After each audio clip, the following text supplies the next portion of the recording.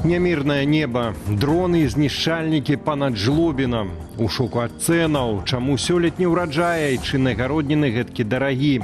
І афрыканская чума свінняў вяртаецца пад гэткае красамоўнае маўчанне ўладаў. Серада 26 жніўня, 19 гадзіна, аб'ектыў, я Валер Руселік, вітае гаспадарства і запрашае на выданне.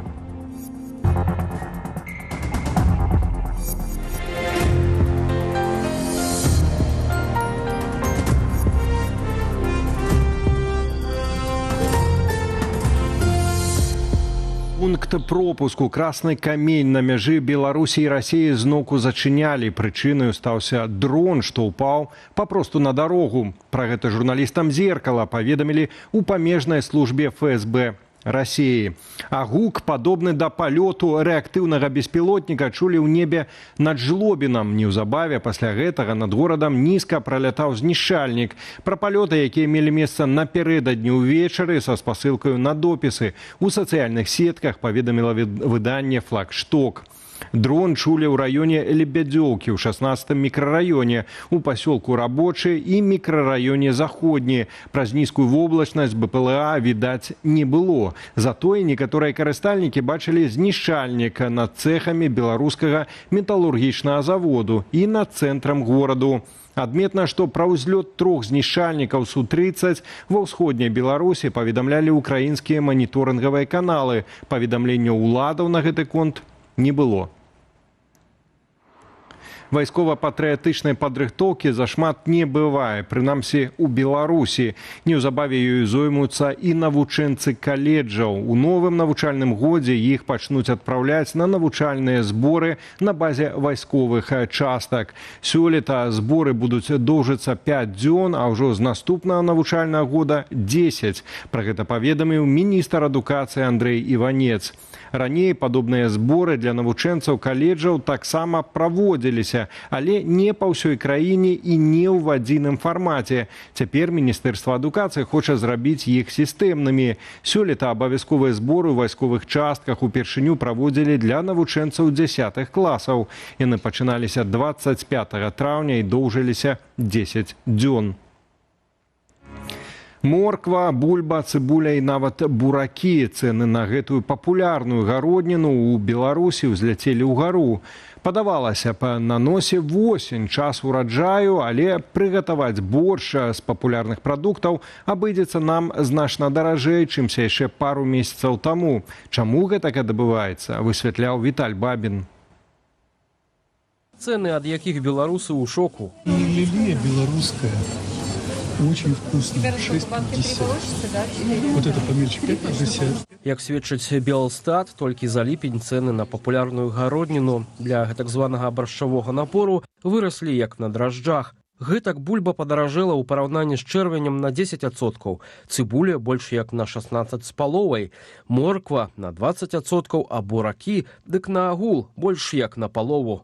Яшчэ цяжка казаць аб тым, што гэта такі вялікі скачок цэн, бо заўжды, калі мы пачынаем спажываць малады ураджай, то гэта заўсёды высокія цэны. Калі мы паглядзім на тое, як паводзяць сабе зараз тыя ж агуркі, напрыклад, якія мы ўжо даўно збіраем, то там мы можам заўважыць, што там тыя кошты троху прыпалі. Добрыя навіны сапраўды ёсць. Напрыклад, за студзень-ліпень беларусам сталі больш даступныя такія прадукты, як яйкі, масла, рыс і свініна. Статыстычны камітэт фіксуе зніжэнне цэнаў на гэтыя тавары ў сярэднім на 1,4%. А вось тыя ж бульба, морква, цыбуля і буракі за год паказалі адваротную тэндэнцыю, непараўнальную з гэткім зніжэннем. На асобныя пазіцыі інфляцыя склала больш за 90%.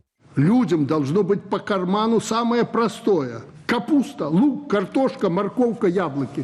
Раздаваў распараджэнні сваім чыноўнікам Лукашенка летась у лютым. Але, як бачым, ізноў усё пайшло не паводле плану.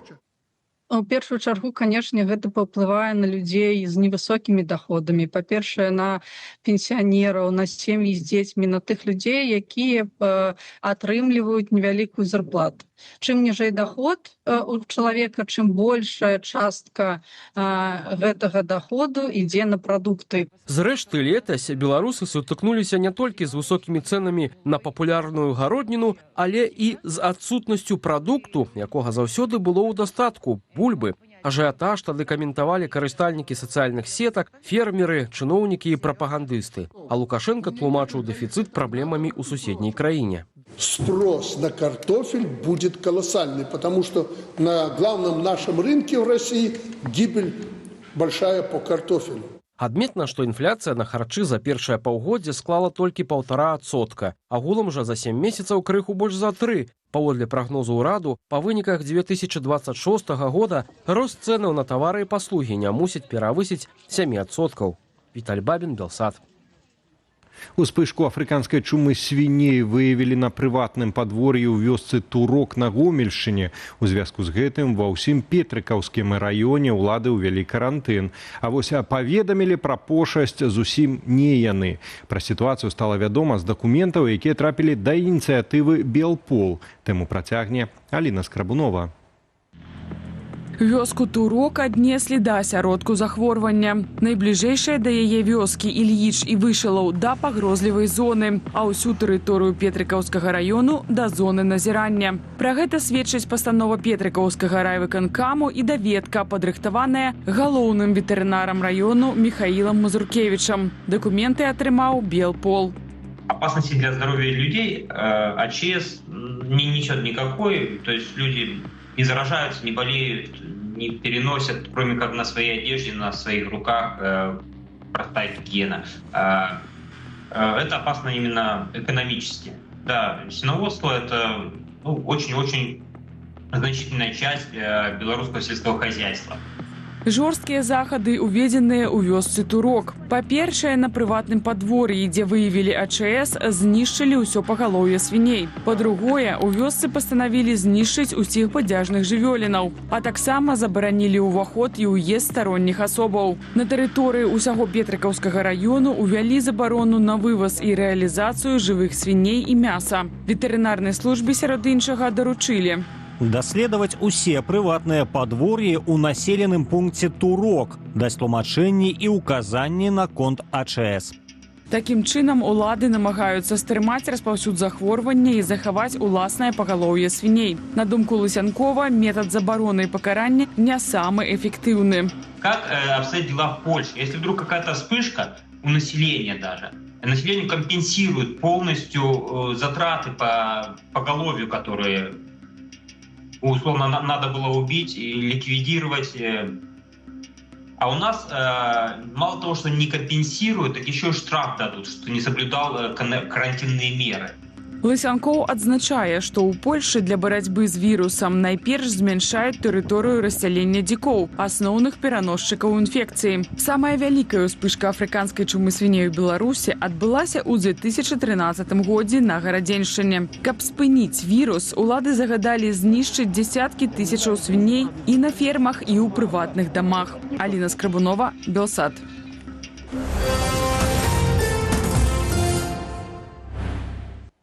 Кнігі, адзенне, абутак, цацкі. Латвія ад верасня забараняе імпарт шэрагу беларускіх і расійскіх тавараў. Абмежаванні будуць дзеяць і тады, калі прадукцыя трапляе ў Латвію праз трэцяй краіны. Таксама ў новым спісе газеты, спартовыя ды і іншыя тавары. Улады Латвіі тлумачаць пастанову меркаваннямі бяспекі. Апроч таго, Рыга гэткім чынам хоча скараціць даходы Беларусі і Расіі ад экспарту і абмежаваць траплянне расійскіх прапагандысцкіх матэрыялаў у краіну. Гэта ўжо не першае абмежаванне. Раней Латвія забараніла ўвоз беларускай і расійскай сельгасгаспадарчай прадукцыі і кармоў. Цяпер рыхтуюцца новыя захады і для харчовых тавараў. Пад іх могуць трапіць сярод іншага цукеркі, шакалад, печыва, соусы і напоі. Упершыню з пачатку паўнамаштабнай вайны Расіі супраць Украіны Маскву наведаў дырэктар ЦРУ. Цікава, што візіт не быў папярэдне анансаваны. З кім менавіта сустракаўся высокапастаўлены амерыканскі спецслужбовец застаецца таямніцай. Падрабязней Кацярына Андрэева. У маскоўскім аэрапорце Унукава раніцаю 25 жніўня прызямліўся самалёт вайскова-паветраных сілаў ЗША. Праз некаторы час на вуліцах расійскай сталіцы заўважылі картэж з амерыканскімі дыпламатычнымі нумарамі. Американцы прилетели на переговоры. Першыя пра нечаканы візіт паведамілі журналісты тэлеканалу CBS. Сенсацыя! Дырэктар ЦРУ Джон Рэдкліф накіраваўся ў Расею на борце Сі-17 для сустрэчы ў Маскве сёння, распавялі крыніцы. Прэс-сакратар Пуціна Владзімір Пяскоў заявіў, што Рэдкліф прыязджаў у Маскву дзеля, цытата, кантактаў паміж спецслужбамі. Перамовы працягваліся каля 4 гадзінаў. Амерыканскі бок папрасіў Украіну ўстрымацца ад удараў па тэрыторыі Расеі на час візіту.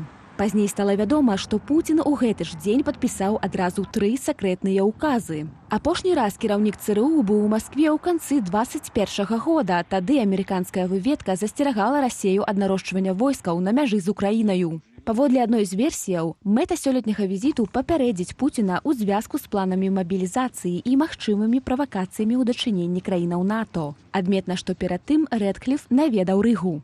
Гэта нам дае падставы меркаваць, што ў тым ліку можа разглядацца пытанне бяспекі для балтыйскіх краін партнёраў НАТО, якія апошнім часам атрымліваюць шмат такіх ускосных сігналаў пра магчымасць гібридных агрэсій альбо магчымага ўварвання на сваю тэрыторыю, у тым ліку і з тэрыторыі Беларусі. Паводле выдання Bloomberg, апошнім часам Расія правярае межы дазволенага, робячы стаўку на дыверсіі ў еўрапейскіх краінах. Толькі цягам жніўня дроны з выбухоўкаю былі знойдзеныя ў Нямецчыне і Румыніі. Адбыліся падпалы абаронных прадпрыемстваў у Эстоніі і Славаччыне. Тым часам амерыканскія эліты ўсё больш крытычна ставяцца да намераў Пуціна працягваць агрэсію. Пуцін мусіць усвядоміць, што ён не зможа выйграць гэтую вайну. Проста не зможа. Гэта павінна адбіцца ў ягонай свядомасці. Што да тэрмінаў, я не ведаю. На гэтым фоне Менск не спыняе кантактаў з Вашынгтонам. На мінулым тыдні спецпрадстаўнік ЗША ў справах Беларусі Джон Коул заявіў, што чакае вызвалення групы беларускіх палітвязняў. Калі адбудзецца чарговы візіт Коула ў Менск, пакуль невядома. З папярэдняга раунду перамоваў мінула ўжо больш за 5 месяцаў. Хутчэй за ўсё, яны перайшлі у тую фазу, якая мусіць трымацца непублічнай і таксама непублічнай ад іншых актараў міжнароднай палітыкі, у тым ліку таго ж Крамля. То бок гэтыя перамовы трэба у тым ліку ўспрымаць як у значнай ступені сепаратныя, бо там не прысутнічаюць прадстаўнікі Крамля, і яны, хутчэй за ўсё, не ведаюць, на што пагаджаецца Александр Лукашенко і наколькі ён шчыра ім пераказвае змест гэтых перамоваў. Сёння раніцай у Крамлі пацвердзілі, што неўзабаве чакаецца візіт Лукашэнкі ў Маскву, дзе той сустрэнецца з Пуціным. Канкрэтная дата пакуль не была агучаная. Кацярына Андрэева, Белсат. Больш за 90 асобаў загінулі ў выніку патопу на поўначы Непалу, а поўзень сышоў у раку на мяжы гэтай краіны з Тыбетам, выклікаўшы разбуральную паводку. Урадзе ў справе турызму Непалу паведамілі, што каля 400 турыстаў лічацца зніклымі без вестак. Інфармацыі пра грамадзянаў Беларусі пакуль што няма. Меркаваною прычынаю апоўзня і паводкі мог стацца землятрус.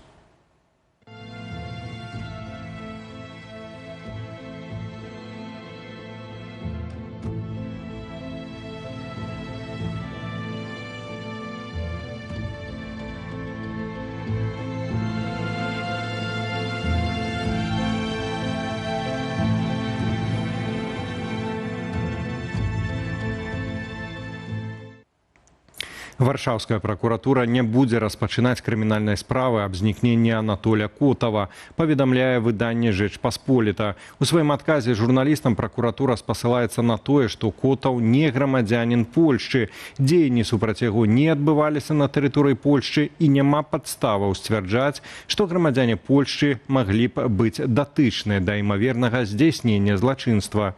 Крыніца выдання, блізкая да следства, у сваю чаргу сцвярджае, што галоўнай версіяй знікнення Котава, якую разглядалі польскія следчыя, была ягоная магчымая агентурная дзейнасць, супраца з выведкай і спроба атрымаць доступ да Паўла Латушкі. Пазней Котава нібыта адхілілі ад аперацыі, каб перадухіліць агалошванне Анатоль Котаў знік 21 жніўня летась. Тады ён прыляцеў з Варшавы ў Стамбул, адкуль выправіўся ў Трабзон, дзе падняўся на борт яхты. З таго часу ягоны далейшы лёс невядомы. Паводле версіі беларускага расследавальніцкага цэнтру, Котаў апынуўся ў цэнтры спланаванай спецслужбамі аперацыі, пасля чаго трапіў у рукі ФСБ.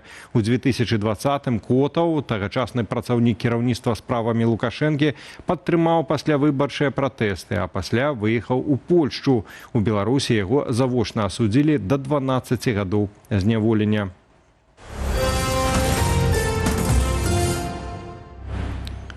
У кыргызстанскім горадзе Оша на заўтра прызначанае апазнанне целаў двух альпіністаў, якіх ратавальнікі даставілі з цясніны Курумды. Іхныя прозвішчы пакуль што афіцыйна не паведамляюцца, а пошукі цела трэцяга ўдзельніка экспедыцыі працягваюцца. Беларусы Максім Палянскі і Мікалай Свірыдаў, а таксама грамадзянін Літвы Сергей Рубцоў зніклі пасля ўзыходжання на пік Курумды. Альпіністы з іх былі вырабленыя ў Беларусі. Аднак эксперты адзначаюць, долю беларускіх аўтамабіляў у продажах стрымлівае ільготны імпарт электрамабіляў. Пры гэтым айчынная вытворчасць у асноўным арыентаваная на машыны з рухавікамі ўнутранага згарання. Подушка для шыі больш не дапаможа бясплатна пранесці лішнія рэчы ў самалёт. Прынамсі, Wizz Air змяніў падыход да папулярнага лайфхаку, якім вандроўнікі карысталіся гадамі. Так што папулярны спосаб абысці абмежаванні зручной паклажай падобна адыходзіць у гісторыю. Як пішуць у садсетках, гэткі спосаб карыстаўся папулярнасцю. Падарожнікі набівалі подушкі для шыі адзеннем, бялізнаю ды іншымі рэчамі, ашчаджаючы на дадатковым багажы. Подушку пры гэтым можна было пранесці ў салон як асобны прадмет. Цяпер Wizz Air удакладніў правілы.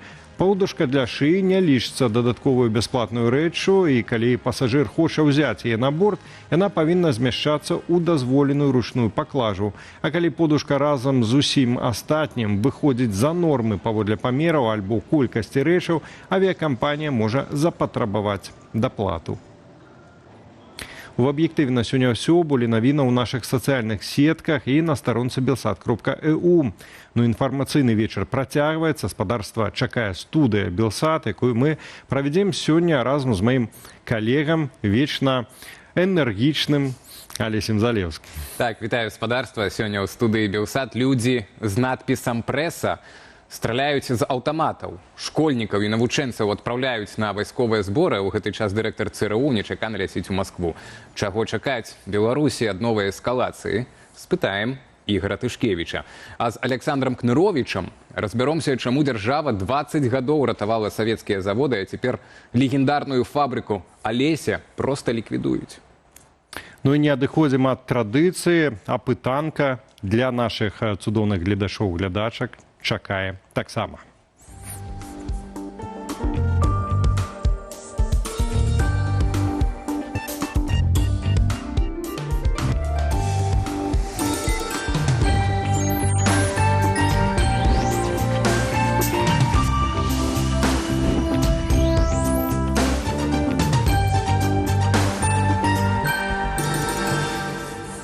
Тут пакуль была застаўка, ўжо абмеркавалі з Алесем папярэднія вынікі галасавання, і нашы, дарэчы, галасы падзяліліся. Можа, напрыканцы, калі хопіць часу, раскажам, хто за што прагаласаваў. Ну, але, спадарства, калі ласка, калі маеце ахвоту, для вас гэта бяспечна, удзельнічайце. Сёння задаем пытанне, чаго чакаеце ад восені. Ну, столькі розных навінаў, міру, альбо, наадварот, абвастрэння вайны. Ёсць варыянт для тых, хто... Традыцыяналістаў. Скажем так, грыбоў, школы, бульбы і вось гэтага вось усяго. Ну і варыянт, а як такіх назваць людзей, хто нікога не чакае і нічога? Ну, бывае так. Бывае так, спадарства, галасуйце. Будзем вам вельмі ўдзячныя. Так. Ну, а сёння нашу студыю пачнем ад кадраў, якія не могуць не выклікаць у журналістаў, прынамсі, здзіўлення. Людзі з надпісам «Прэса» бяруць у рукі аўтамат і страляюць. Ну, слухай, ну як здзіўленне, калі гэтыя прапагандысты допыты рабілі палонным беларусам. Добра, гэтак журналістаў ці дакладней прапагандыстаў дзяржаўных СМІ Міністэрства абароны рыхтуе ўласна да працы падчас вайны ў межах вучэнняў Ваенкор 2026. Міністэрства абароны называе гэта асаблівым узроўнем даверу. Вось толькі паводле міжнароднага гуманітарнага права журналісты ў зоне вайны маюць статус цывільных, пакуль самі не бяруць непасрэднага ўдзелу ў баявых дзеяннях. Ну, пашыраецца мілітарызацыя сярод шкаляроў, навучэнцаў. Сёлета 10класнікаў ужо адпраўлялі на абавязковыя 10-дзённыя вайсковыя зборы. Ад наступнага года падобная практыка пашырыцца і на навучэнцаў каледжаў. Праходзіць зборы будуць у тым ліку на тэрыторыі вайсковых частак, а міліцыя і МНС сёння вучыліся абараняць прадпрыемствы ад дэструктыўных сілаў, а следчых займаць апорны пункт праціўніка. Працаўнікоў этого пункта, так. І вось на гэтым фоне нечаканы візіт у Маскву дырэктара ЦРУ Джона Рэдкліфа. Паездку не анансавалі ў Крамлі, спачатку сцвярджалі, што нічога пра яе не ведаюць. Ну, а цяпер Пяскоў пацвердзіў, кіраўнік ЦРУ сапраўды прыязджаў для кантактаў паміж спецслужбамі. Пра што дакладна гаварылі афіцыйна, невядома. Але зараз даведаемся, сярод версій у амерыканскіх медыа Іран, вайна ва ўкраіне і вызваленне амерыканскага грамадзяніна. Але The Wall Street Journal піша і пра амерыканскія разведданыя, паводле якіх Расія можа рыхтаваць новую мабілізацыю і правакацыю супраць адной з краін НАТО, каб праверыць рашучасць альянсу. Дык з якім жа пасланнем кіраўнік ЦРУ мог прылятаць у Маскву і чаго ў гэткім выпадку чакаць Беларусі ўжо гэтай восенню? Давайте, уласна, пра гэта і пагаворым з нашым госцем, палітычным аналітыкам Ігорам Тышкевічам, які ўжо з намі на відэасувязі. Вечар добры. Вечар добры, спадар Ігор. Добрый вечер. Ну, ужо Трамп, таксама Дональд, пракаментаваў паездку Рэдкліфа, цытатамі толькі тут сыпану, апынуўся ў Маскве не без прычыны, сказаў ён. З гэтага можа нешта атрымацца, ўжо не першы раз мы чуем. І адразу звязаў гэта з намаганнямі скончыць расійска-украінскую вайну. Мы ж ведаем з гісторыі ранейшых візітаў кіраўнікоў ЦРУ ў Маскву, што проста так гэта не адбываецца. Гэта, як правіла, адбываецца напярэдадні нейкіх важных ці то вайсковых, ці то пачатку канфліктаў, нейкіх гарачых падзей. Чаму цяпер давялося яму асабіста кіраўніку ЦРУ ляцець у Маскву, а, напрыклад, не вырашыць гэтае пытанне на дыпламатычным узроўні? Спадар Ігор, і пра што тады яны маглі гаварыць? Давайте пачнем з таго, што такія візіты – гэта сапраўды не палітычны візіт. Гэта візіт кіраўніка выведкі. Адпаведна, ключавы пасыл. Мы ведаем пра тое, што вы нешта робіце, і мы хочам, каб вы ведалі, што мы ведаем. Таму гэта не пра вялікія палітычныя дамоўленасці, гэта не пра вялікія нейкія мірныя дамовы ці перамовы. Ні ў якім разе. Гэта тактычная рэч, але вельмі важная, каб кіраўнік адной са спецслужб прыехаў наўпрост да кіраўніка другой спецслужбы. Бо з 10-го году, давайте так, быў візіт напрыканцы 13-го году перад расійскай анексіяй Крыма. Быў візіт 16-го году, калі спецслужбы фактычна дамаўляліся і размяжоўвалі сферы дзейнасці ў Сірыі і дамаўляліся пра супольную барацьбу супраць ісламскай дзяржавы. Сярод іншага, пра прыцягненне корпуса вартавых ісламскай рэвалюцыі, чытай, Ірану, як саюзніка США в Іраку. Таму што зараз мала хто памятае, але да 2018 года, да таго моманту, як Трамп разарваў ядерную дамову з Іранам, Іран быў саюзнікам Злучаных Штатаў Амерыкі па барацьбе супраць ісламскай дзяржавы. Напрыклад, іранскі горад Масул вызвалялі амерыканскія марскія пехацінцы і корпус вартавых ісламскай рэвалюцыі. Наступны візіт быў 21 год, калі Злучаныя Штаты Амерыкі паведамілі, што яны маюць інфармацыю, што Расія рыхтуе ўварванне ў Украіну, і зараз новы. Таму гаварыць пра тое, што гэта пра нейкія глобальныя мірныя перамовы ці контуры заканчэння вайны не выпадае. Не. Гэта хутчэй альбо чырвонай лініі, вось менавіта што бакі мусяць не рабіць, каб не адбылося маштабаванне вайны. Таму тут можа быць пытанне Балтыі, тут можа быць пытанне правакацыі на Шпіцбергене і гэтак далей. Раз. Першая тэма. А другая тэма, гэта вельмі важна, она наўпрост не павязана з Украінаю. Гэта пытанне амерыкана-іранскай вайны, дакладней агрэсіі Ізраіля і Злучаных Штатаў Амерыкі супраць Ірану. Таму што простага выхаду з гэтай вайны зараз няма, і тэарэтычна бакі гатовыя на дамоўленасці, Злучаныя Штаты нават гатовыя за гэта ўсё плаціць, але пытанне, што бакам патрэбна, абодвум бакам умоўна гісторыя перамогі. І для адміністрацыі Трампа гісторыя перамогі гэта перадача Іранам камусьці з запасу збагачанага урану. І вот тут ёсць пэўная праблема, таму што проста перадача Злучаных Штатаў Амерыкі нават за грошы, гэта не будзе гісторыя перамогі для Ірану, таму што вымушаны былі аддаць свайму ворагу. Перадача пераробцы збагачанага урана, маю на ўвазе амерыканцаў. Тут украінская вайна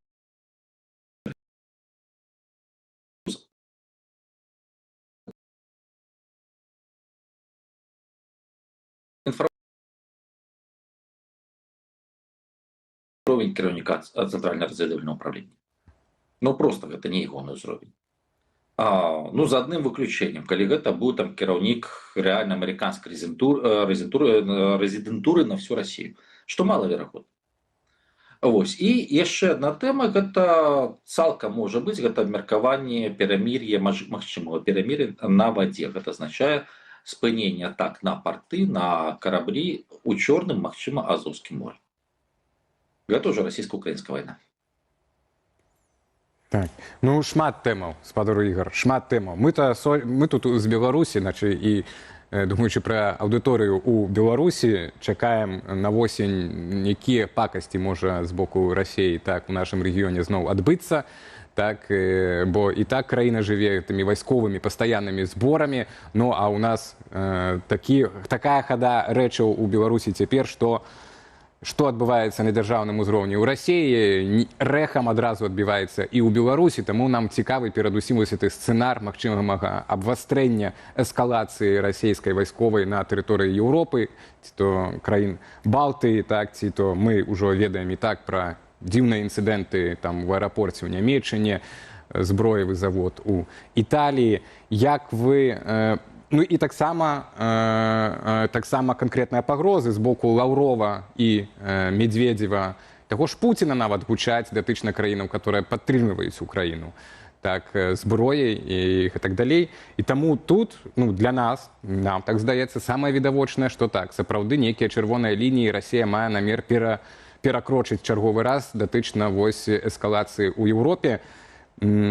Як вы дапускаеце, наколькі верагодны такі сцэнар, улічваючы вось цяперашнюю менавіта хаду вайны? Ну, дыверсійныя спробы рабіць дыверсіі на еўрапейскіх заводах яны працягнуцца. Іх проста будзе болей.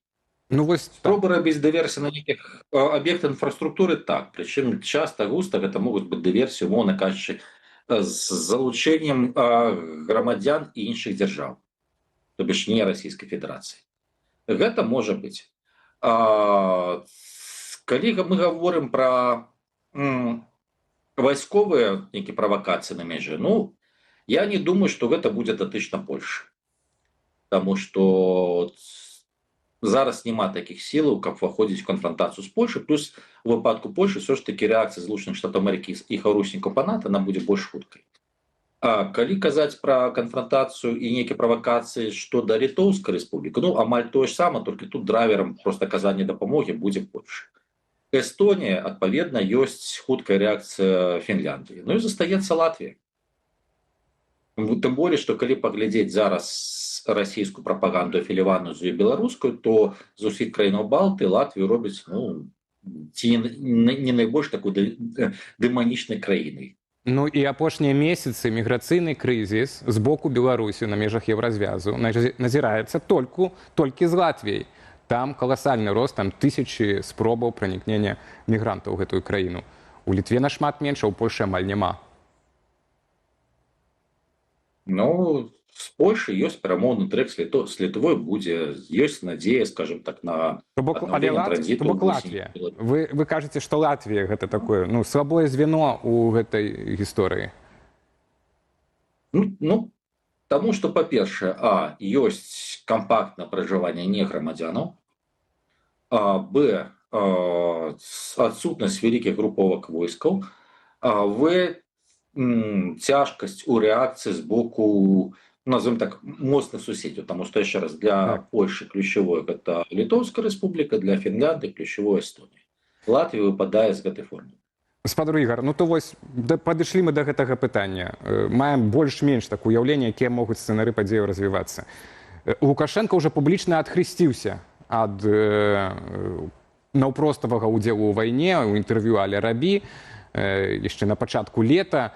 Якім чынам Расія можа яшчэ выкарыстаць Беларусь у такой гісторыі? Ці сапраўды Пуцін, ну раз Лукашенко кажа, што не хоча, і сам Лукашенко казаў, што Пуцін пагадзіўся, што Беларусь не трэба выкарыстоўваць у вайне, то можа і ў межах вось гэтых правакацый Беларусь не будуць выкарыстоўваць, ці ніхто і пытацца не будзе. Як вы цяпер бачыце пагрозы менавіта для нашай краіны? Калі правакацыя пад чужым сцягам, альбо калі гэта адмыслова робіцца, то гэта могуць рабіць самі расейцы, напрыклад, выкарыстоўваючы часткова беларускую тэрыторыю, у тым ліку для таго, каб сарваць нейкія перамоўныя трэкі Лукашэнкі па нармалізацыі адносін з краінамі захаду, допустим. Гэта можа быць, таму што давайце узгадаем 22 год, ну, нечым падобную сітуацыю, калі стаяла пытанне вывозу украінскага зерня. Калі афіцыйны месяц спрабаваў нейкім чынам згуляць так, дыстанцавацца ад Масквы, заадно адкрыць сабе магчымасці для транзіту. Калі мы гаварылі пра магчымасць вывазу чыгункай да партоў Літоўскай рэспублікі. Ну, гэта двойчы падымалася. Першы раз у жніўні. У жніўні месяц пасля таго, как гэта было паднята Лукашэнкам, праз 2 дні, калі Лукашенко палецеў у Расію, на тэрыторыю Беларусі залецелі Ту-95 і выпусцілі ракеты па Ўкраіне. Памятаеце вось гэтыя работы зібраці? Так. Пытанне ў тым, што Беларусь не ёсць пускавым рубежом для гэтых самалётаў. З вайсковага гледзяшча гэта абсалютна дурная ідэя, пазбаўленая логікі. Але гэта была палітычная дэманстрацыя, таму што да гэтага некалькі месяцаў ракеты з тэрыторыі Беларусі ўжо не ляцелі. Наступны праз 1,5 месяцы гэтае ж самае пытанне было паднятае генеральным сакратаром Арганізацыі Аб'яднаных Нацый. Зноў праходзіць 1,5 дні, зноў залетаюць той ж самай сушкі, зноў залп па Ўкраіне. І гэта была такая дэманстрацыя, што, ў прынцыпе, Мінску верыць няма чаго, таму што не можа кантраляваць нават уласную тэрыторыю. І ў выпадку нейкай эскалацыі з Латвіі проста падобная кшталту правакацыі, гэта не абавязкова вайсковыя сілы, гэта можа быць мігранты, гэта могуць быць нейкія парамілітарныя фармаванні, штосьці падобнае можа быць, прычым не столькі з гледзяшча нейкіх тактычных перавагаў, што важна менавіта беларуская тэрыторыя, а з гледзяшча проста сярод іншага і не даць выслізнуць аднаму асобна ўзятаму вусатаму беларусу з абдымку Пуціна. Валера? Слухайте, на жаль, редактор на вуха падказвае, што не застаецца часу, хаця пытанняў было вельмі шмат. Спадару Ігару, дзякуй вялікі за сённяшнюю размову. Будзем запрашаць вас яшчэ, пытанняў вельмі шмат. Дзякуй вялікі. Мы спадарству нагадаем. Ігар Тышкевіч, палітычны аналітык, быў з намі на відэасувязь. Як, конечно, ты цікава. Слово мне перадаў, калі час увесь выйшаў. 2 хвіліны. Так, я яшчэ таксама пра вайну хацеў запытацца, якія перспектывы, але гэта вайна працягваецца. Ты гаспадар студыі. На жаль, вайна працягваецца, так. Ну і працягваюцца эканамічныя рознага кшталту наступствы палітыкі актуальных уладаў у Беларусі. Зараз яшчэ пра адну навіну, якая на першы погляд выглядае проста як закрыццё чарговага прадпрыемства. У Менску ліквідуюць трыкатажную фабрыку «Алеся». Адно з найстарэйшых прадпрыемстваў галіны. Але гісторыя цікавая тым, што калісьці «Алесю» хацелі купіць. Дзяржава не дазволіла. Лукашенко шмат гадоў называў адмову ад прыватызацыі яшчэ калісьці савецкіх прадпрыемстваў адным са сваіх галоўных эканамічных дасягненняў. Ну дык паглядзім, чым скончыўся гэты эксперымент праз 3 дзесяцігоддзі. Трыкатажная фабрыка «Алеся» працавала ў Менску яшчэ з савецкіх часоў, але ўжо На пачатку нулявых у прадпрыемства пачаліся праблемы. Тады фабрыкай зацікавіўся латвійскі бізнесмен Васіль Мельнік. Алеся магла ўвайсці ў ягоны швейны холдынг, аднак здзелку заблакавала беларуская дзяржава. Прайшло 2 дзесяцігоддзя, і цяпер Алеся афіцыйна ліквідуецца. Яе тэрыторыю плануюць аддаць пад забудову. І гэта адбываецца на тле спробаў уладаў выратаваць іншыя праблемныя прадпрыемствы. Да прыкладу, збанкрутаваны Белвест. Цяпер хочуць задзейнічаць у супрацоўніцтве з М'янмай, у тым ліку для вытворчасці абутку для яе сілавых структураў. Ну што ж, давайте пра гэта ўсё і пагаворым з Александром Кныровичем, бізнесоўцам, блогерам, вядоўцам праграмы «Атмасфера» на Белсаце. Александр, добрый вечер. Вітаем вас. Добрый вечер, добрый вечер. Спадар Александр, як вы паставіліся да гэтай навіны пра закрыццё Алесі? Бо з аднаго боку мы ўсе прызвычаіліся, што яшчэ вось гэтыя спадчынныя савецкія прадпрыемствы як мінімум працуюць в ноль, добра калі в плюс, так, ну, што іх трэба было прыватызаваць ці закрываць. Ну, але яны трымаюцца, і трымаліся, і дагэтуль трымаюцца, як бы там ні было.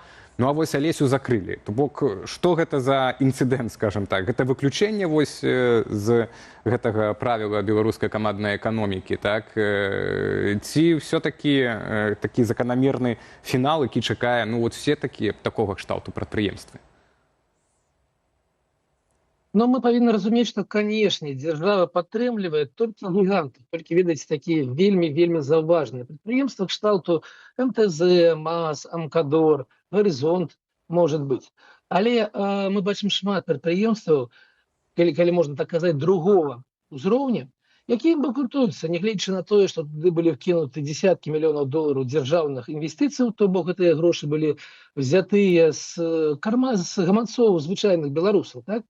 І, канешне, Алеся гэта, ну, паказнік, прыклад, але ж яна не адна такая. У нас ёсць Барановичі Дрэў, які быў збанкрутаваны, у нас ёсць дываны Брэста, у нас ёсць Сукно і шмат іншых прадпрыемстваў, якія не лечаць гэту моц. Конечно, ну, Камболь зараз працуе, а вось Сукно, как бы, Камболь запашываў там 270 мільёнаў стратаў, конечно, і яго зноў выратоўваюць, але пакуль выратоўваюць. А вось Сукно зусім іншае становішча. І што за гэтым стаіць? За гэтым стаіць, канешне, адна вельмі простая думка. Дзяржава вельмі дрэнны кіраўнік, вельмі дрэнны інвестар у прадпрыемстве. Чаму? Таму што мы пералічваем прадпрыемствы, якія працуюць на звычайным канкурэнтным рынку. Напрыклад, яны павінны прадаваць сваю прадукцыю ў Расію, дзе галоўны рынок.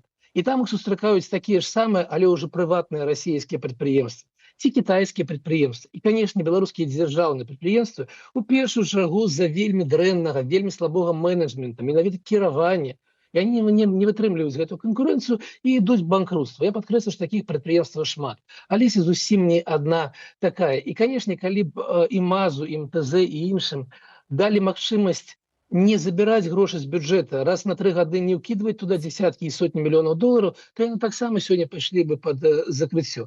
Ну, потому что мы ведаем, что продукция, вытворчасць, напрыклад, наших тракторов у 3,5 раза скарацілася за часы кіравання Лукашенко.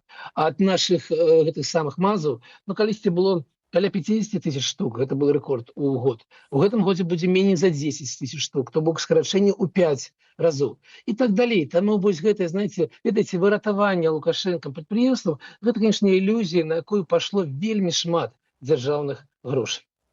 Александр, ну, такое складывается ўражанне, што не надта аптымістычна вы глядзіце на вот візіт талібаў у Беларусь, то бок трактары, што, Афганістан не падымуць, атрымліваецца. Добра, калі больш сур'ёзна, то а чым можна патлумачыць вось гэту выбарачнасць, што адно прадпрыемства мы ратуем за кошт бюджету, і іншае пускаем под нож. Вось у меня ёсць версія. Магчыма, тут, на гэтым прадпрыемстве, дырэктар бліжэй да Лукашэнкі, адпаведна, і рука да беларускага бюджэту, она, ну, не так далёка цягнуцца. А іншым прадпрыемствам менш пашчасціла. Логіка тут ёсць, альбо нейкая іншая версія у вас? Ну, видите, я бы разглядаў гэтую вашу тэорыю усур'ёз. Чаму? Потому что, конечно, у першую чаргу дзяржава ратуе прадпрыемства буйныя. То бок гэта не ратаванне дзеля некага прыбытку, дзеля некага рынку, а гэта ратаванне дзеля захавання працоўных мест. Таму яно не дае не дае збанкрутаваць, напрыклад, МАЗ ці МТЗ. Але вось пытанне, чаму вось гэтае прадпрыемства другога ўзроўню, дзе працуюць 100 чалавек, 400 чалавек, 500, вось так вельмі выпадкова кагось ратуюць, а хтосьці ідзе пад банкрутства, вот тут вы, напэўна, маеце рацыю. Маеце рацыю ў тым, што хто першы дабежаў до Лукашенка, хто першы раскідаў усіх гэтымі самымі плячмі, тот і першы пры гэтых самых прыкарыцца. Таму так, менавіта так і працуе беларуская сістэма. Падкрэслю, што, канешне, няма ніякай сістэмнасці ў беларускай сістэмы падтрымання вот гэтых прадпрыемстваў другога ўзроўню.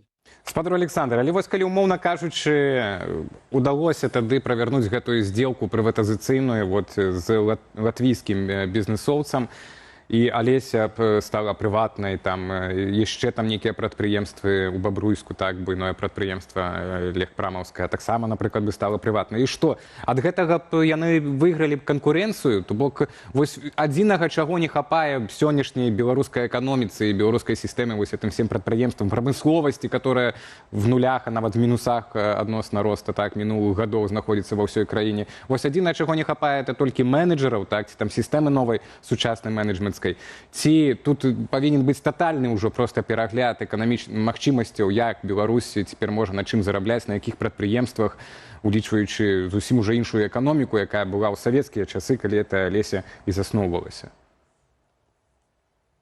Ну, канешне, калі мы кажам пра стратэгію, то справа паглядзець, а што будзе ў будучыні, і накіраваць менавіта туды сродкі. Ну, не наўпрост дзяржаўныя сродкі, а зрабіць добрыя умовы для працы ў гэтай галіне. Гэта, канешне, такое, ведаеце, стратэгічнае планаванне на ўзроўні дзяржавы, якога ў нас ввогуле няма. Але ж на што б я звярнуў увагу? Калі мы кажам пра Алесю і магчымую прыватызацыю, мы павінны задаць себе пытанне: а ці ёсць у Беларусі паспяховыя прыватныя прадпрыемствы ў гэтай галіне? І мы себе адкажам, канешне, ёсць. Гэта Марк Фармель, які, нягледзячы на ўсе умовы знешнія, нягледзячы на нейкія крызісы, працуе добра, і кожны дзень, ну, ведаеце, канешне, можна тут толькі парадавацца яго прадукцыі. Таму адказ на ваше пытанне: так, у першую чаргу праблему у беларускіх дзяржаўных прадпрыемстваў менавіта з менеджментам, менавіта з прафесійнымі кіраўнікамі, якія былі бы зацікаўлены развіцці гэтых прадпрыемстваў, а не былі бы людзьмі, якія прыйшлі на 1 год папрацаваць і ведаюць, што іх ці пасадзяць, ці перавядуць на іншую працу, кудысьці узначальваць карлічскі выканкам. Канешне, у нас галоўная праблема менавіта вось з кіраўніцтвам, менавіта з менеджментам гэтых буйных дзяржаўных прадпрыемстваў. А ці можа быць, вось я сёння тады возьму такую ролю накідвання канспіралогіі, тэорыяў. Паслухайце, а ці можа быць праблема беларускага менеджменту дзяржаўнага, вось, што не думаюць яны пра будучыню, як там заўтра, паслязаўтра, таму што не надта і разлічваюць-то на будучыню, а жывуць адным днём? Ці можна так патлумачыць? Канешне, сёння любы кіраўнік беларускага дзяржаўнага прадпрыемства, які вы ўжо казалі, жыве адным днём. Чаму? Таму што сёння ён працуюць, а заўтра яго паклічуць да Лукашэнкі і знімуць. І няма ніякіх такіх, ведаеце, доўгатэрміновых кантрактаў. Ну, ці пасадзяць, ведаеце, канешне, ім заўсёды ў першую чаргу вісіць гэтая сякера, ведаеце, і ляжыць шэрая папачка ў КДБ на кожнага з буйных кіраўнікоў.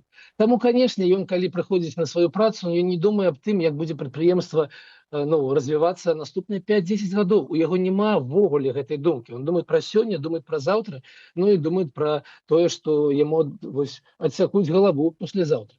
Так, спадар Александр. Ну, можа быць, так. То на будучыню, якіх чакаць наступных банкротаў ці закрыцця? Мы бачым, Белвест банкрутуе, Алесю ўжо нават і ліквідуюць. То бок нам глядзець у лёгкую прамысловасць, у гэтую сферу, ці ў якую сферу глядзець, дзе будуць адвальвацца паступова заводы, прадпрыемствы?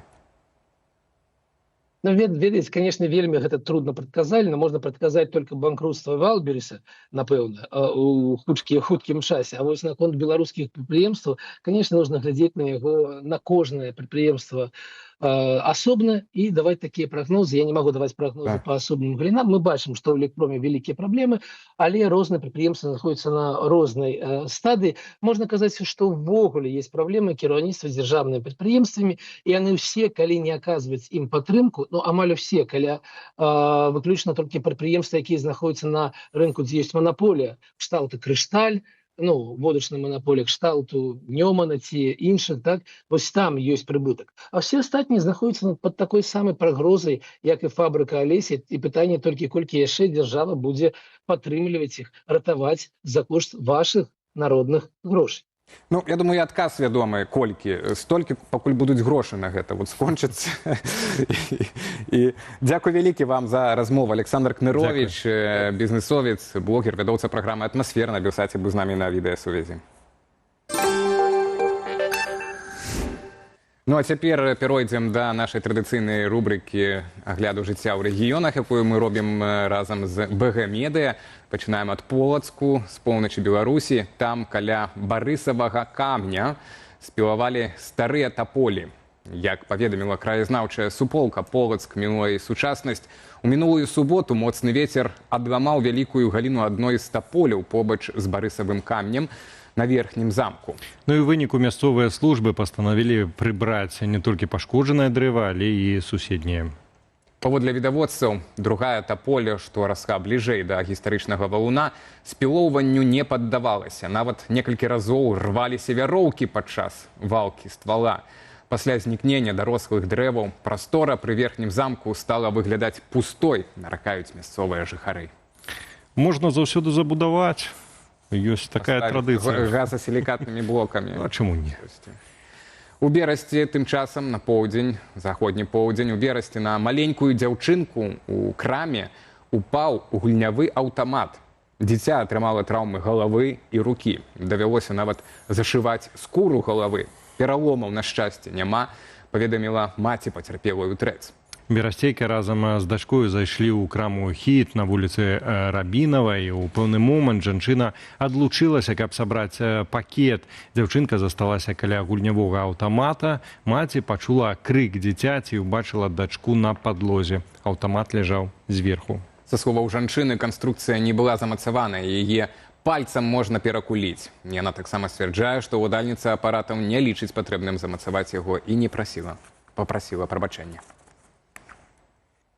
Ну, крочым далей, і зноў Полацак, там ізноў гістарычны помнік мог бы быць. Старадаўнюю сядзібу пад Полацкам прадаюць за 45 рублёў. Маёнтак Грабніцкіх у аграгарадку Арэхаўна Ушацкага раёна зноў выставілі на аўкцыён. Пачатковая цана адна базавая велічыня, але купіць за 45 рублёў зусім не азначае атрымаць нерухомасць па гэтым кошце. Новы ўладальнік сядзібы мусіць аднавіць яе, а гэта патрабуе немалых выдаткаў. Апроч таго, ва ўстаноўлены тэрмін неабходна выканаць ахоўныя абавязкі. Інакш сядзібу могуць сканфіскаваць.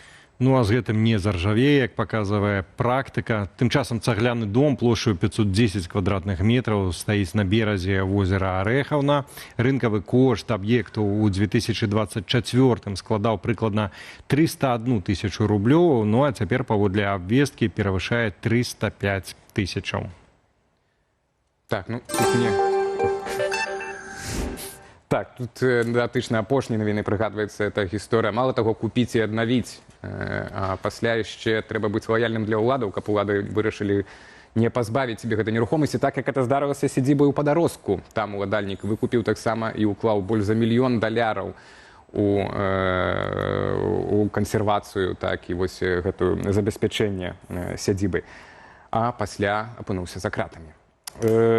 Што? Далей у нас прыгадвалі мы учора, так, што Беларусь адзначыла 35 гадоў ад дня, калі дэкларацыя аб дзяржаўным суверэнітэце набыла канстытуцыйную сілу, але калі учора мы больш гаварылі пра тое, як Беларусь атрымала незалежнасць, сёння прапануем паглядзець у іншы бок. Што з гэтай незалежнасцю можа быць далей? Ці здолее Беларусь пасля Лукашэнкі выйсці з глыбокай залежнасці ад Расіі і самастойна абраць свой шлях? І ці рэальная для дэмакратычнай Беларусі перспектыва сяброўства ў еўразвязе? Не як прыгожая мара, а як рэалістычны сцэнар. Вось пра гэта наш еўрапейскі карэспандэнт Алесь Сіліш паразмаўляў з прафесаркай паліталогіі Йенскага універсітэту Фабьен Басет. Спойлер, прагноз спадарыні Басет аптымістычны, але з важнай агаворкай. Якой? Глядзім разам. 25 жніўня спаўняецца 35 гадоў з дня юрыдычнага абвяшчэння незалежнасці Беларусі. Аднак за час кіравання Лукашэнкі незалежнасць, на жаль, не стала асновай для пабудовы дэмакратычнай еўрапейскай дзяржавы. Ён знішчыў дэмакратычныя інстытуты і прывязаў Беларусь да Расіі. Як вам бачыцца, наколькі дыктатура Лукашэнкі аддаліла Беларусь ад таго шляху, які пасля распаду савецкага блоку прайшлі краіны Центральной и Усходней Европы?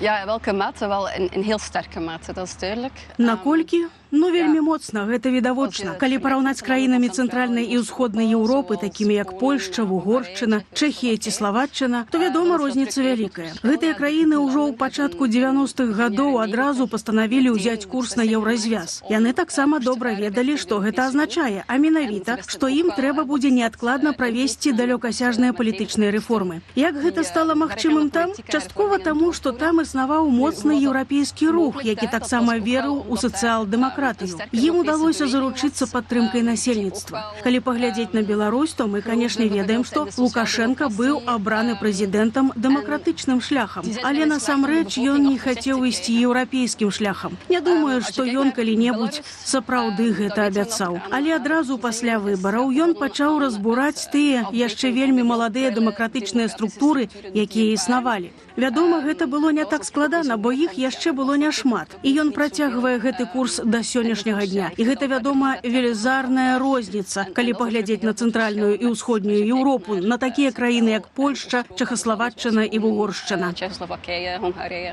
Калі Беларусь пазбавіцца дыктатуры, спадзяёмся ўсе на гэта, адным з магчымых стратэгічных выбараў можа стаць курс на ўваход у еўразвяз. Наколькі рэалістычны, на ваш погляд, такі шлях? І ці гатовы будзе, як вам бачыцца, сам еўразвяз разглядаць дэмакратычную Беларусь як будучую краіну-кандыдата?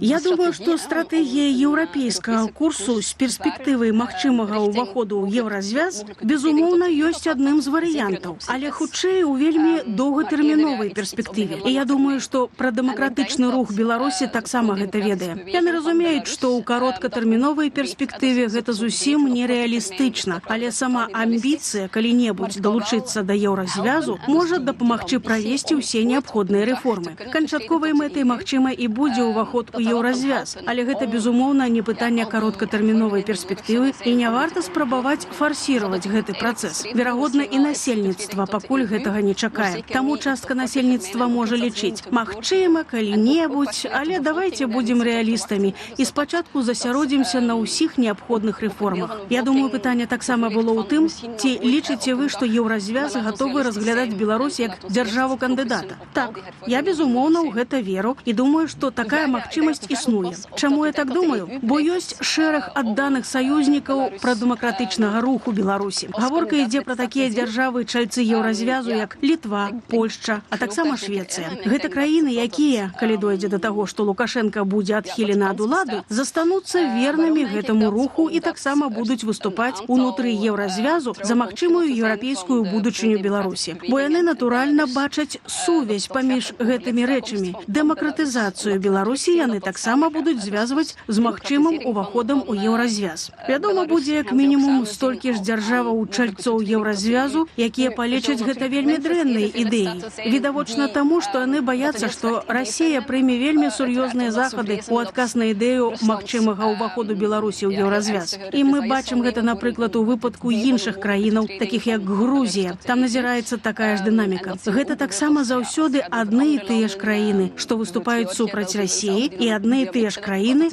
што кажуць: так, мы не можам занадта злаваць Расію праз усе гэтыя магчымыя захады ў адказ. zeggen van ja, we moeten Rusland niet te boos maken, want al die mogelijke represailles. У адной са сваіх працаў вы даследуеце, як Украіна пасля поўнамаштабнага расійскага ўварвання здолела ўмацаваць уласную суб'ектнасць у адносінах з Расіяй і еўразвязам. Ці зможа, на ваш погляд, будучая дэмакратычная Беларусь таксама самастойна абраць свой шлях, улічваючы яе цяперашнюю глыбокую залежнасць ад Расіі? Dat is een cruciale vraag en ik ben zeker dat velen in Belarus zich die vraag stellen. Гэта вельмі важнае пытанне, і я ўпэўненая, што многія ў Беларусі задаюць сабе гэтае пытанне. У гэтым сэнсе я хачу быць аптымісткай. Думаю, калі паглядзець, наколькі ўстойлівыя людзі ў Беларусі, а таксама на Украіну, суседнюю краіну, то мы бачым, што і там насельніцтва вельмі ўстойлівае. Што тычыцца магчымасці праводзіць самастойную палітыку, незалежную ад Расіі і еўразвязу, я думаю, што калі людзі сапраўды ў гэта вераць, то гэта безумоўна магчыма. Вядома, ізноў жа, мы мусім быць рэалістамі. Няма іншай краіны, якая была б настолькі цесна звязаная з Расіяй, як Беларусь, якая фактычна амаль цалкам з ёй знітаваная, у тым ліку структурна. Разарваць гэтыя сувязі ізноў жа будзе няпроста. Гэта будзе працэс са шматлікімі ўзлётамі і падзеннямі і часта вельмі балючы. Я думаю, калі насельніцтва будзе гэта ўсведамляць і будзе гатовае пайсці на гэтыя ахвяры, тады многае магчымае.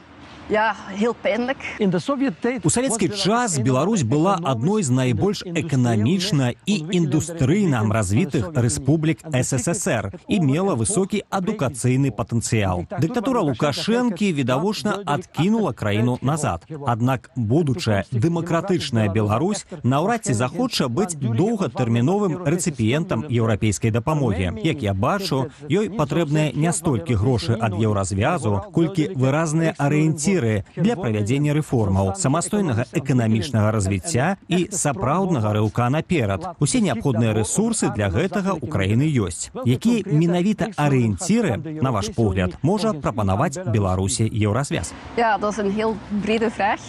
En ik denk Гэта вельмі шырокае пытанне, і я думаю, што ёсць вельмі шмат сфераў, у якіх еўразвяз можа даць Беларусі арыенціры, верагодна, часта пры ўдзеле або ў супрацы з некаторымі дзяржавамі чальцамі еўразвязу, такімі як Польшча, якія маюць даўнія сувязі з Беларусю і, скажам так, значна лепш разумеюць і ведаюць краіну, чым іншыя дзяржавы-чальцы. Але, магчыма, адзін канкрэтны прыклад – гэта сфера вышэйшай адукацыі і даследаванняў. Асабліва, калі гаворка ідзе пра даследаванні тэхналагічны прагрэс і інавацыі, я думаю, што еўразвяз, безумоўна, можа прапанаваць арыенціры і супрацоўнічаць у гэтай сферы. І, вядома, гэта сапраўды не абавязкова мусіць быць мадэль, пры якой Беларусь проста ёсць атрымальніцай рэкамендацый, парадаў і падтрымкі. Калі Беларусь створыць уласны патэнцыял, яна зможа канкураваць і супрацоўнічаць таксама ў сферы інавацыяў і тэхналагічнага прагрэсу. Сёння амаль кожная краіна мае пэўныя нішы, у якіх яна асабліва паспяховая. І для Беларусі гэта таксама будзе так. Ужо цяпер вядома, што ў тэхналагічнай сферы і ў сферы інфармацыйных тэхналогіяў Беларусь з улікам абставінаў паказвае добрыя вынікі. Таму я думаю, што і ў будучыні супраца ў гэтых канкрэтных сектарах будзе мець вырашальнае значэнне, каб Беларусь могла стаць эканамічным гульцом, здольным абыходзіцца без усёй гэтай велізарнай фінансавай дапамогі. gigantische financiële hulp zijn plan kan trekken. Так, ну і гэта жывы эфір студыя Белсат. Адразу рэагую на памылку, якую я агучыў у перад інтэрв'ю са спадарняй Басет пра тое, што сядзібы Бадароск уладальніка пасадзілі. Не, ва ўладальніка канфіскавалі, а пасадзілі некалькі чалавек, которые займаліся аднаўленнем якраз гэтай сядзібы. Добра, ну і на развітанне таксама хочам павіншаваць нашу глядачку Ніну з днём народзінаў. Яна пра гэта сама і паведаміла. Ну і абяцалі расказаць, хто за што галасаваў, чаго чакаем ад восені. Я чакаў грыбоў, школы, бульбы. Ну, жыцця хацелася б усё-такі. А Алеся прагаласаваў за мір. Гэта, дарэчы, варыянт пераможца. Дзякуй спадарству і за галасаванне, за тое, што былі... І за падказкі, так, за намі таксама трэба пільнаваць. І за тое, што былі разам з намі у студыі Белсат, а таксама застаецеся з Белсатам. Дзякуй вялікі, для вас працавалі я, Валер Руселік, і мой энергічны, нешматслоўны калега Алесь Залеўскі. Зычу спадарства, удалога вечара і пакуль. Давай.